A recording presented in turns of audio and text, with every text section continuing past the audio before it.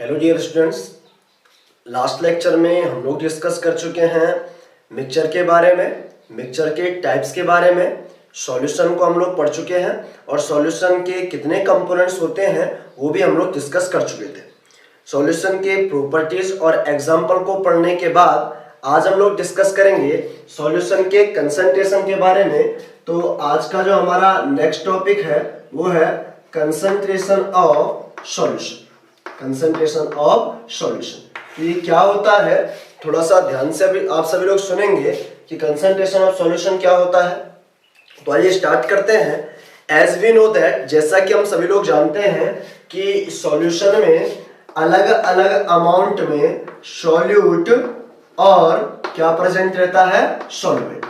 Solution में अलग अलग अमाउंट में सॉल्यूट और सॉल्वेंट क्या होता है, प्रेजेंट होता है। Is that clear? सॉल्यूशन में सॉल्यूट के अमाउंट के बेस पे इसको हम लोग क्या कहते हैं, डाइल्यूट और concentrate. Is that clear?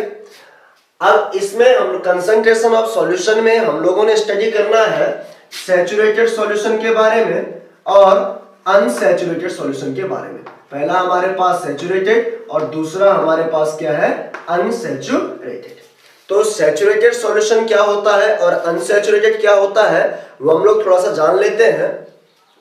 Saturated solution की अगर हम डेफिनेशन की बात करें तो हम लोग क्या बोल सकते हैं, when no more amount of solute can be dissolved in a solution at a particular temperature. मतलब आपके पास कोई गिवन टेम्परेचर या पर्टिकुलर टेम्परेचर होगा और उस पर्टिकुलर टेम्परेचर पे आप सॉल्यूशन में सॉल्यूट के ज्यादा अमाउंट को डिसॉल्व नहीं कर पाओगे, तो उसको हम लोग बोलेंगे saturated solution. Is that clear? और अनसैचुरेटेड सॉल्यूशन क्या होते हैं, आपके पास गिवन टेम्परेचर पे आप मोर अमाउंट ऑफ सॉल्यूट को क्या कर सकते हो, उसमें डिसॉल्व कर सकते हो। तो उसके द्वारा जो प्राप्त हमारे पास क्या होगा, सॉल्यूशन होगा, उसको हम लोग कहेंगे अनसैचुरेटेड सॉल्यूशन।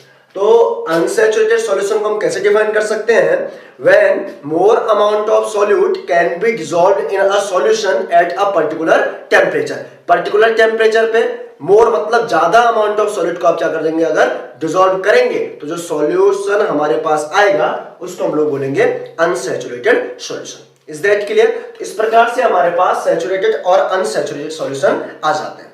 ठीक है, अब हम लोग बात करते हैं कि सॉल्यूशन में सॉल्यूट डिसॉल्व है, तो उसके लिए हम एक टर्म यूज कर सकते हैं जिसको हम लोग बोलेंगे सॉल्युबिलिटी। जिसको हम लोग क्या बोलेंगे, सॉल्युबिलिटी। सॉल्युबिलिटी का अगर हम हिंदी में अर्थ देखें तो हिंदी में इसका अर्थ होता है घुलनशीलता, मतलब कितना कोई इसमें सॉल्युबल है। तो सॉल्युबिलिटी क्या होती है उसको थोड़ा सा हम लोग देख लेते हैं। The amount of the solute present in a saturated solution. Saturated solution में जितना सॉल्यूट प्रेजेंट है उसको हम लोग क्या बोलेंगे, आपका सॉल्युबिलिटी। Is that clear? अब जो मेन चीज है concentration of solution. Concentration of solution क्या होता है कि सॉल्यूशन के गिवन अमाउंट में, सॉल्यूशन के गिवन अमाउंट, और वो अमाउंट जो होता है वो मास और volume. Is that clear? Solution के गिवन अमाउंट में जितना आपका सॉल्यूट सब्सटेंस डिसॉल्व होगा, सॉल्यूशन के गिवन अमाउंट में जितना सॉल्यूट सब्सटेंस डिसॉल्व होगा उसको हम लोग बोलेंगे कंसंट्रेशन ऑफ सॉल्यूशन। और हम लोग क्या कह सकते हैं, सॉल्वेंट के गिवन अमाउंट में जितना अमाउंट ऑफ क्या होगा, सॉल्यूट डिसॉल्व होगा, उसको भी हम लोग क्या कह सकते हैं, concentration of solution.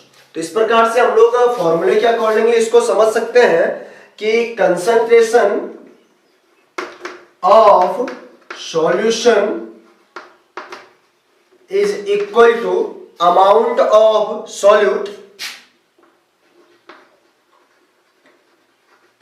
amount of solute upon amount of solution। मतलब हम लोग कह सकते हैं कंसंट्रेशन किसे कहेंगे, सॉल्यूशन के अमाउंट, गिवन अमाउंट में जितना अमाउंट आपका सॉल्यूट डिसॉल्व होगा उसको हम लोग बोलेंगे कंसंट्रेशन ऑफ सॉल्यूशन। या हम लोग कह सकते हैं amount of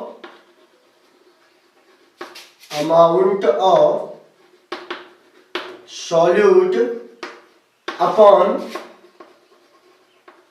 amount of solvent, यानी कि गिवन सॉल्वेंट में जितना अमाउंट ऑफ सॉलिड डिसॉल्व होगा उसको भी हम लोग क्या कह सकते हैं, concentration of solution. Is that clear? Concentration of solution को हम लोग दो मेथड से फाइंड कर सकते हैं, और वो दो मेथड्स हमारे पास कौन कौन से हैं? तो जो हमारे पास पहला मेथड है वो है mass by mass percentage, mass by mass percentage of a solution. एक तो इस फॉर्मूले की हेल्प से आप लोग कंसंट्रेशन निकाल सकते हो, और mass by mass percentage of solution is equal to क्या होता है, mass of solute upon mass of solution into 100। इस फॉर्मूले की हेल्प से आप लोग किसी भी सॉल्यूशन के कंसंट्रेशन को फाइंड आउट कर सकते हो। Is that clear?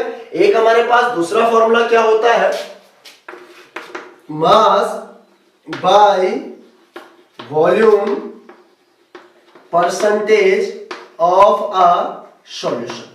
Is that clear? Mass by volume percentage of a solution is equal to क्या होगा, मास बाय वॉल्यूम, यानी कि मास किसका हो गया आपका, solute, mass of solute upon by volume of solution upon volume of solution into 100। तो इन दो फॉर्मूलों की हेल्प से आप लोग किसी भी सॉल्यूशन के कंसंट्रेशन को फाइंड आउट कर सकते हैं। Is that clear? अब इससे रिलेटेड हम लोग कुछ क्वेश्चंस भी सॉल्व कर लेते हैं, जिनमें से एक क्वेश्चन मैं आपको अभी सॉल्व करवाऊंगा और बाकी के क्वेश्चन आप लोगों ने घर में सॉल्व करने। Is that clear? तो आइए स्टार्ट करते हैं। हमारे पास इससे रिलेटेड कौन सा क्वेश्चन आ सकता है, तो सभी लोग इसको ध्यान से सुनिएगा। सपोज दैट हम लोगों ने क्या किया, एक सॉल्यूशन को बनाया, और वो सॉल्यूशन में हम लोगों ने क्या किया, उस सॉल्यूशन में 320 ग्राम सॉल्वेंट,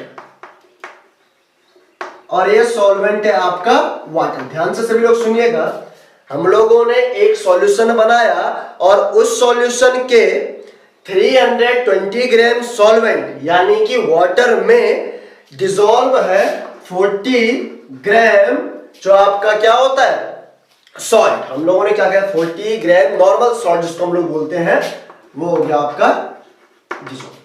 इज दैट क्लियर? तो आपने सॉल्यूशन के कंसंट्रेशन को क्या करना है, कैलकुलेट करना है। तो ध्यान से सभी लोग इसको सुनिएगा। हमने क्या कहा, एक सॉल्यूशन में 320 ग्राम सॉल्वेंट यानी कि वाटर में 40 ग्राम सॉल्यूट यानी कि साल्ट क्या है, डिसॉल्व है, और आपने उस सॉल्यूशन के कंसंट्रेशन को क्या करना है, फाइंड आउट करना है। Is that clear? अब कैसे इसको फाइंड आउट करेंगे, तो सबसे पहले आपके पास जो गिवन है आप लोग उसको लिख दीजिए। हमारे पास गिवन है क्या, 40 ग्राम सॉल्यूट दिया हुआ है और 320 ग्राम क्या दिया हुआ है, सॉल्वेंट। तो सबसे पहले हम लोग लिखेंगे मास ऑफ, सबसे पहले हम लोग लिखेंगे मास ऑफ सॉल्यूट। सॉल्यूट का मास हमारे पास कितना था, 40 ग्राम। Is that clear? और हमारे पास क्या गिवन है, मास ऑफ सॉल्वेंट, और हमारे पास क्या गिवन है, मास ऑफ सॉल्वेंट, और सॉल्वेंट क्या था हमारे पास, वाटर। ये कितना है, 320 ग्राम।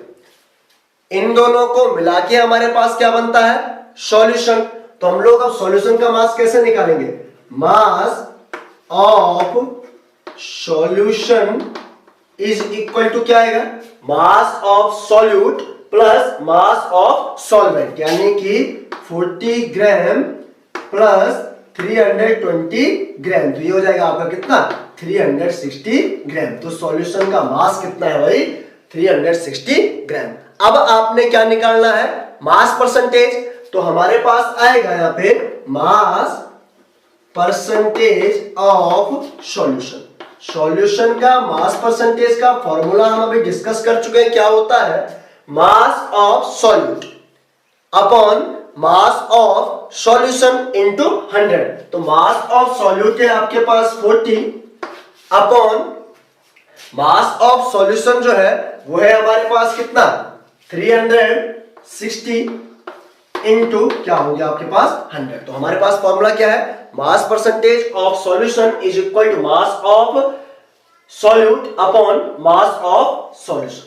Is that clear? into 100. और अगर हम इसको सॉल्व करेंगे तो सॉल्व करने के बाद हमारे पास वैल्यू आ जाएगी 11.1%. तो हम लोग कह सकते हैं कि इस सॉल्यूशन का जो आप कंसंट्रेशन है वो कितना है 11.1%. इस प्रकार से हम लोग कंसंट्रेशन ऑफ सॉल्यूशन को समझ पाते हैं. सैचुरेटेड सॉल्यूशन क्या होता है, अनसैचुरेटेड सॉल्यूशन क्या होता है, इनको निकालने का फॉर्मूला क्या होता है, वो सब चीज हम लोग डिस्कस कर चुके हैं. Is that clear? Thank you.